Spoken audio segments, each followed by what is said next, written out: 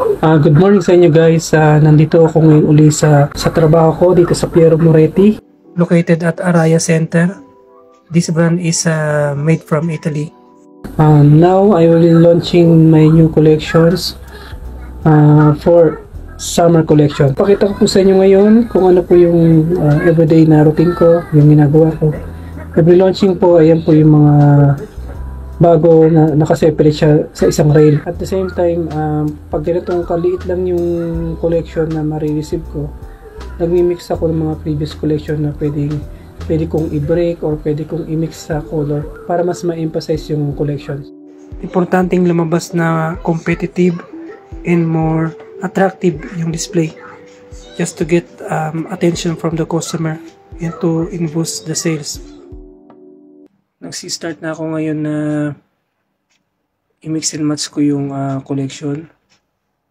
Yung una kong, yung pinaka main color ko is purple, and main color ko, first color ko is yung purple, second color ko yung white color, and then the third color ko is yung blue, which is yung previous collection ko.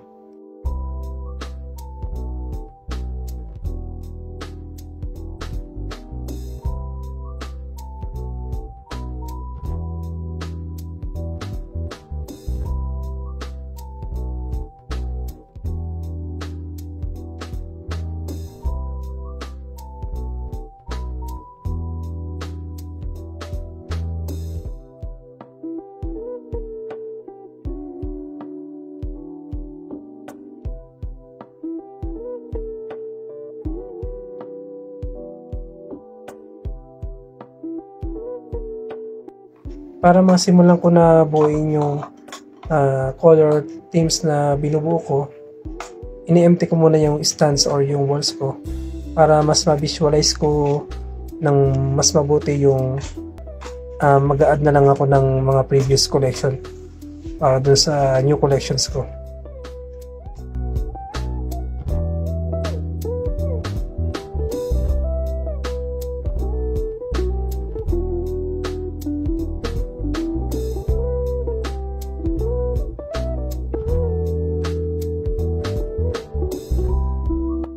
So, ito na nga guys, almost done. Ito na yung halos kalahati ng store.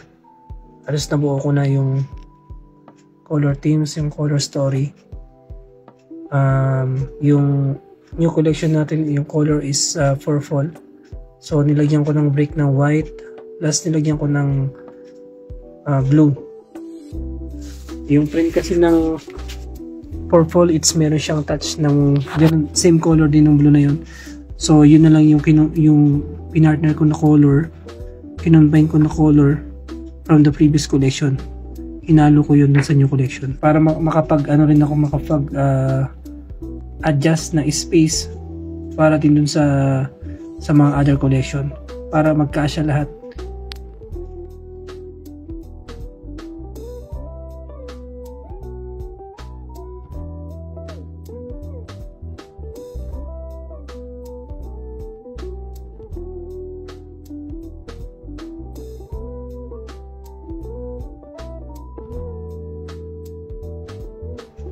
Tapos ko na din yung kabilang side, so start na ako sa mannequin.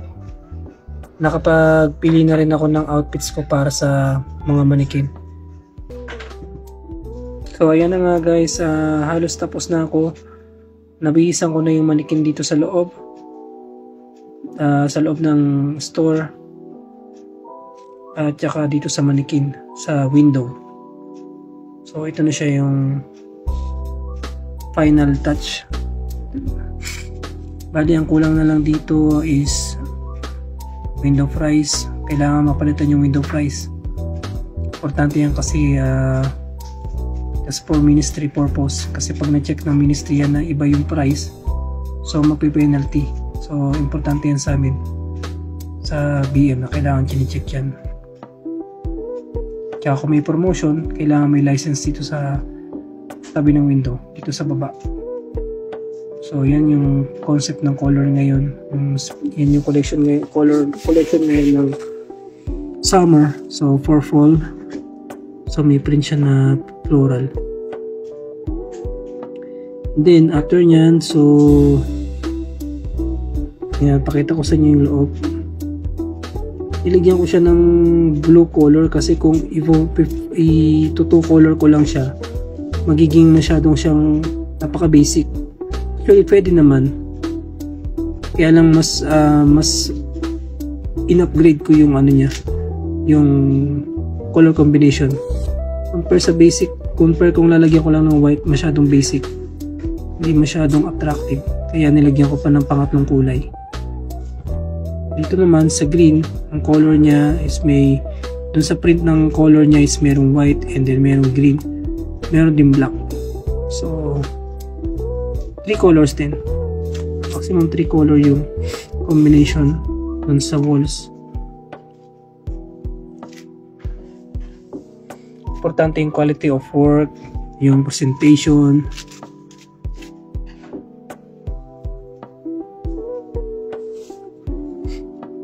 Ayan, napakita ko sa inyo isa-isa itong wall. Ayan, mostly nagdo-double display ako kapag maliit yung collection, nagdo-double display ako para lumaki siya. Kagaya niyan, kung hindi naman ako magdadagdag ng additional color or additional collection from the previous collection, ang ginagawa ko, nagdo-double display ako. So there's a lot of techniques to do para maging strong yung collection, yung display. There's yung baga, wag mo masyadong lalagyan ng limits yung imagination or yung display mo. Otherwise matatrap ka lang kapag ka nagkaroon ka ng masyadong limits. Kasi yung pag-create ng idea, ano yan, as long na alam mo naman yung basic rules ng visual merchandising, so hanggat maaari lawakan mo pa yung yung creativity mo para mas ma-enhance mo yung pagiging productivity ng mo, trabaho mo. Yan ang importante sa kahit anumang espetong trabaho. Especially kapag passion mo or yung ginagawa yung trabaho mo, so hindi mo kailangan bigyan ng limitasyon. As a visual merchandiser, alam mo naman kung ano yung sobra, kung ano rin yung masyado ng over rules o over decorated or over color, ganyan. Ito yung color combination ko, tapos outfitting white and blue. Ayan, magkadikit siya, dinikit ko na siya. So binibirik ko yung mas matingkad na kulay dun sa gitna. Mas pinariority ko pa rin yung new collection. Kasi yung binirek ko na blue, lang naman yun, previous collection. So guys, hanggang dito na lang yung video. So salamat sa mga nanood. Assalamualaikum warahmatullahi wabarakatuh. Assalamu